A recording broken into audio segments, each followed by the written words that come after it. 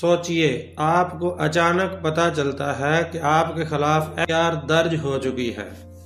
Police کا نام، عدالت کا خیال، گرفتاری کا خوف، سب ایک ساتھ ذہن پر حملہ کر دیتا ہے۔ اس لمحے زیادہ تر لوگ ایک ہی غلطی کرتے ہیں اور وہ غلطی پورا کیس برباد کر دیتی ہے۔ اگر آپ جاننا چاہتے ہیں کہ FIR میں ملزم بننے کے بعد سب سے پہلا درست قدم کیا ہونا چاہیے تو یہ ویڈیو آخر تک ضرور دیکھیں۔ پاکستان میں FIR کا نام سنتے ہی زیادہ تر لوگ یہ سمجھ لیتے ہیں کہ اب ان کا مستقبل اندھیرے میں چلا گیا ہے، اب ان کے لیے سب کچھ ختم ہو گیا ہے اور اب ان کا مقدر بس جیل یا سزا ہی رہ گیا ہے۔ حالانکہ حقیقت یہ ہے کہ FIR کسی بھی مقدمے کا صرف ایک آغاز ہوتی ہے۔ اصل مسئلہ یہ نہیں ہوتا کہ FIR درج ہو گئی ہے، اصل مسئلہ یہ ہوتا ہے کہ FIR کے بعد ملزم گھبراہٹ میں ایسے فیصلے کر بیٹھتا ہے جو بعد میں خود ملزم کو اور اس کے خلاف بننے والے مقدمے کو ناقابل تلافی نقصان پہنچا دیتے ہیں۔ جب کوئی شخص FIR میں ملزم بن جاتا ہے تو اکثر ایسا ہوتا ہے کہ کوئی پولیس سے چھپنے لگتا ہے، کوئی غلط لوگوں سے مشورہ لینے لگتا ہے اور کوئی خود ہی اپنے خلاف ایسے باتیں کر بیٹھتا ہے جو بعد میں اس کے خلاف ثبوت کے طور پر استعمال ہوتی ہیں، حالانکہ وہ یہ سب کچھ اپنی بے سمجھی میں کر رہا ہوتا ہے۔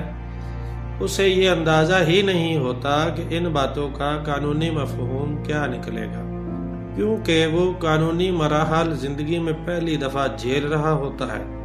اب یہاں ایک بات بالکل سمجھنے والی ہے، پولیس کی ملزم کے ساتھ کوئی ذاتی دشمنی یا رنجش نہیں ہوتی۔ پولیس کا کام صرف یہ ہوتا ہے کہ وہ قانون کے مطابق مقدمے کو آگے بڑھائے۔ FIR درج ہونے کے بعد پولیس کی پہلی کوشش یہی ہوتی ہے کہ ملزم کو اطلاع دی جائے اور اسے موقع دیا جائے کہ وہ قانونی طریقہ کار کے تحت اپنا موقف پیش کرے۔ پولیس اس وقت ملزم کو گرفتار کرنے کی طرف جاتی ہے جب ملزم قانون پر عمل درآمد کو غیر یقینی بنا دیتا ہے یا تفتیش میں تعاون نہیں کرتا۔ اس لیے FIR ہوتے ہی یہ سمجھ لینا کہ اب صرف گرفتاری ہی ہونی ہے ایک بڑی غلط فہمی ہے۔ اب آئیے عملی طور پر سمجھتے ہیں کہ FIR کے بعد ملزم کو کیا کرنا چاہیے۔ جیسے ہی ملزم کو یہ علم ہو کہ اس کے خلاف FIR درج ہو چکی ہے، اسے چاہیے کہ خود کو ذہنی طور پر مکمل پرسکون رکھے، خاص طور پر وہ لوگ جو غلط یا جھوٹے مقدمات میں پھنس جاتے ہیں یا جنہیں یہ خدشہ ہوتا ہے کہ مخالف فریق انہیں کسی غلط کیس میں پھنسا سکتا ہے۔ ایسے حالات میں سب سے محفوظ راستہ یہ ہوتا ہے کہ ملزم کسی ماہر وکیل کے ذریعے اپنی عبوری ضمانت حاصل کرے اور قانون کے دائرے میں رہتے ہوئے پولیس کے سامنے پیش ہو۔ اس کے بعد اپنے قانونی مشیر کے مشورے سے تفتیش میں شامل ہو، پولیس کے ساتھ تعاون کرے اور اپنی سچی بات پر قائم رہے۔ تفتیش کے دوران ایسے باوقار اور معتبر افراد اپنے ساتھ لے جانا بہت مددگار ثابت ہوتا ہے جو ملزم کے کردار اور موجودگی کی تصدیق کر سکیں۔ آخر میں یہ بات ذہن میں رکھیں، FIR زندگی کا اختتام نہیں ہوتی، فرق صرف اس بات سے پڑتا ہے کہ انسان خوف میں فیصلے کرتا ہے یا قانون کو سمجھ کر۔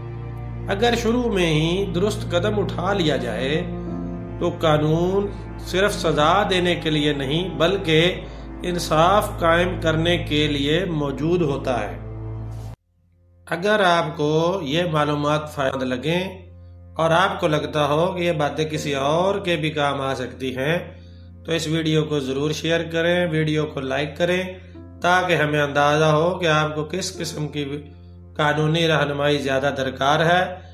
اور اگر آپ کے ذہن میں اس موضوع سے متعلق کوئی سوال ہے تو کمنٹ میں ضرور لکھیں، ہم کوشش کریں گے کہ آنے والی ویڈیوز میں آپ کے سوالات کو شامل کریں۔